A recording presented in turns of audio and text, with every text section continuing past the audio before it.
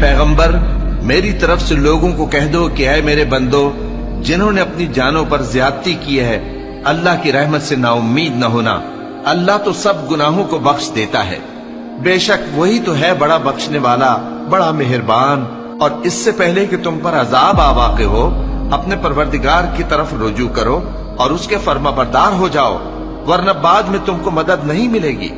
اور اس سے پہلے کہ تم پر ناگہاں عذاب آ جائے اور تم کو خبر بھی نہ ہو اس نہایت اچھی کتاب کی جو تمہارے پروردگار کی طرف سے تمہاری جانب نازل ہوئی ہے پیروی کرو۔ ایسا نہ ہو کہ اس وقت کوئی شخص کہنے لگے کہ ہائے اس کوتاہی پر افسوس ہے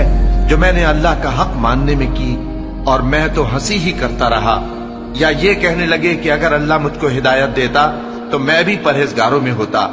یا جب عذاب دیکھ لے تو کہنے لگے کہ اگر مجھے پھر ایک دفعہ دنیا میں جانا ہو تو میں نیکوکاروں میں ہو جاؤں۔